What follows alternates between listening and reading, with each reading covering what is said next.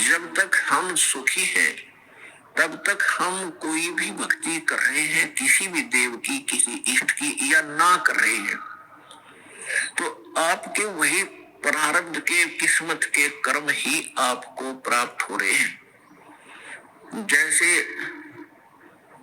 किसी ने इन्वर्टर की बैटरी चार्ज कर रखी है, वह फुल हो ली, और फिर चार्जर लगाया नहीं, तो वह फिर भी काम कर रही है। चार्जर हटा रखा है, चार्जर है ही नहीं आसपास भी, और ना चार्ज लगाने की कोई बिजली उपलब्ध है, तो फिर भी वो चल रही है, खूब काम कर रही है, पंखे भी, लाइट भी खूब चल रही है।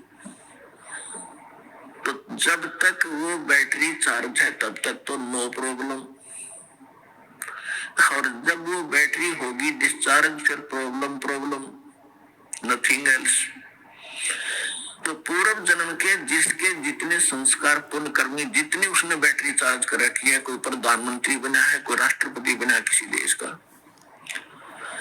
कोई आईएएस, आईपीएस, डॉक्टर, इंजीनियर, जज, या कोई सेठ बना है, कोई अच्छा किसान बना है, कोई अच्छा दुकान चल रही है, कोई वैसे किसी के बच्चे अच्छे हैं, कोई नौकरियां प्राप्त है, तो ये उनकी पिछले जन्म की बैटरी चार्ज है, वही चल रही है, आगे चार्जर नहीं है।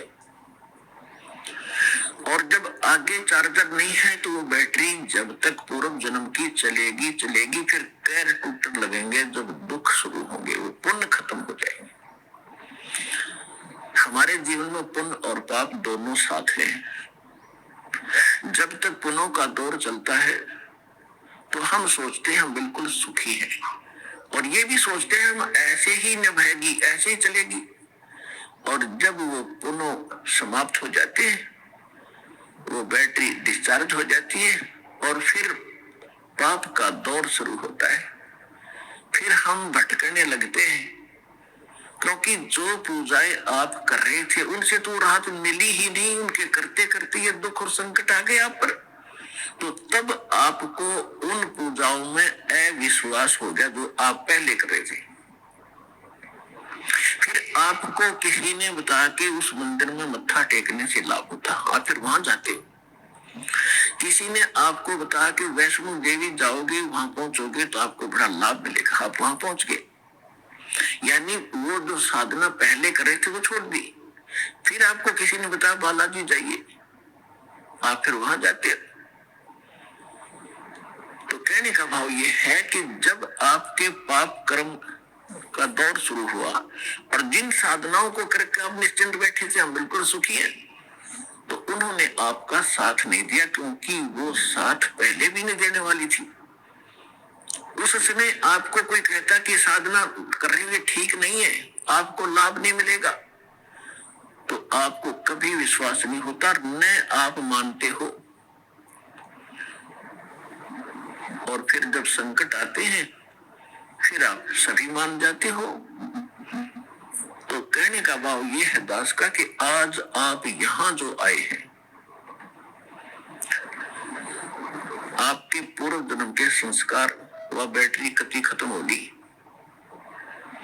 अब हम देंगे चार्जर उस परम पिता की पावर के लगाने का, ये भक्ति विधि। और फिर आप उस चार्जर को लगाए रखना आखिरी सांस तक, कनेक्शन ना कटने देना, तो आप इस जीवन में सुखी रहोगे और सतलोक चले जाओगे। आपकी भक्ति बहुत बढ़ जाएगी, आपके संकट भी नाश होंगे। तो आप यहाँ आए हो जो इस ज्ञान को समझ जाएंगे। यहाँ पर दो प्रकार के प्राणी पूरा लाभ उठाते हैं। एक तो ज्ञान समझ कर आते हैं, और दूसरे जो सब जगह भटक भ्रम लिए और कहीं से लाभ मिला नहीं, और फिर वो यहाँ टिक जाएंगे, अकोर की तक ठिकाना नहीं, सब जगह जाएंगे। तो फिर उनकी व्यवस्था होगी, मजबूरी होगी यहाँ आने की, और यहाँ आते रहे तो वो लाभ मालिक देगा। फिर हम ज्ञान सुनाते हैं यहाँ बैठाकर आपको। तो यहाँ आपसे प्रार्थना की जाती है, जब तक सत्संग चले आप सब चिंताएं और इधर उधर की गल्ला बातें छोड़ के ध्यान से सत्संग सुनो। चाहे कोई रोगी है, चाहे कोई संकट है किसी प्रकार का, आप एकाग्रचित्त होकर सत्संग सुनोगे तो राहत मिलेगी और ये ज्ञान ग्रहण होगा। इस ज्ञान से आपको 70% लाभ तो ज्ञान से मिलेगा। लाभ का मतलब है आत्मा में दृढ़ता आवेगी हर प्रकार की, और 30% फिर बाकी दुख संकट है वो आपकी भक्ति और लाभ से होगा। क्योंकि दास इसलिए कह रहा है इस ज्ञान से कि कई ऐसे दुख हैं जो बेमतलब के बड़े होते हैं। अब कबीर साहब कहते हैं, कबीर मैं तो जब डरूं ये मेरे ही संग हो, भाई मौत बुढ़ापा आपदा ये सब काहू को हो। ये इस तरह के जो ज्ञान के वचन हैं ये उस रोगी को, संकट वाले को बड़ा सहारा देंगे जो मृत्यु सैया पर है और ये सोच रहा है मेरा क्या होगा। देखो यहाँ कोई ना रहा और ना रहेगा, किसी की 2 दिन पाछे टिकट कट जाएगी, किसी की 10 दिन पहले कट जाएगी, यहाँ नहीं रहना किसी ने।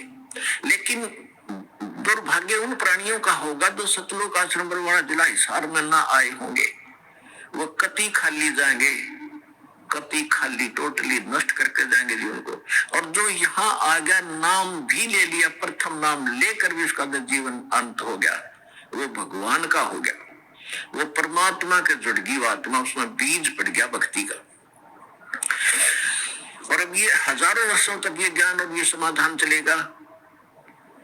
अब वो जो बीमार रोगी सब जगह थक लिए जब यहाँ जाए और उसकी होगी मृत्यु नाम लेकर के, आप तो चाहे कुछ भी सोचो, लेकिन भगवान ने अपना बच्चा ले लिया अपनी शरण में। मृत्यु बेशक होगी, वो अगले 10 महीने मालेगा, 10वें महीने यहाँ भगवान के दरबार में नया शरीर होगा, नए शरीर भक्ति करेगा। परमात्मा ने अपनी आत्मा देख ली, हम अपना स्वार्थ देखते हैं और 10 दिन 1-2-4 महीने और भुगतना तो हम ही कह देते भगवान इसने ठा ले, ये भगवान ठा ले, हम भी तंग हो जाते, पैसा भी समाप्त हो जाता। तो कहने का भाव ये है कि आप इस ज्ञान को सुनो, समझो, अपनी सोच धारणा कति खत्म कर दो। जो ज्ञान दास बताता है ये गॉड का, परमात्मा का दिया हुआ विधान है और ये अटल है, ये सत्य है, इसमें ऐसा ही होगा। और जो सच्चे दिल से आते उनका रोग भी ठीक होगा और मोक्ष भी, भक्ति मिलेगी। इसी जीवन में मोक्ष भी हो जाएगा जब दृढ़ रहे तो।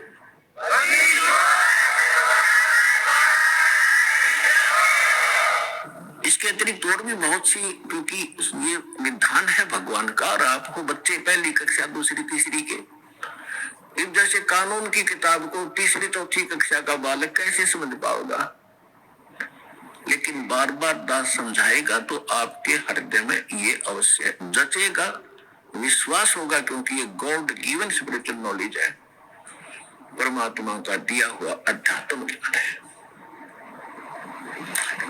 तो जब आप यहाँ आगे और सच्चे दिल से भक्ति करने लगे, तो जितने भी सांस इस सिमरन में आपके गए और वो आपके गुड अकाउंट में है, और बाकी का जो समय आपने चाहे राष्ट्रपति बनकर व्यतीत कर दिया वो व्यर्थ बताया है। तो यहाँ आने वाले जितने भी भक्त हैं, चाहे रोगी है, तो किसी प्रकार का उनको संकट है, तो उनके लिए वो दुख वरदान बन गया, वो भगवान से मिलेंगे, उनका जीवन सफल होगा, उनके सब दुख दूर होंगे और भगवान के विमान में बैठकर सतलोक जाएंगे। ये लिखवा लो मेरे पर।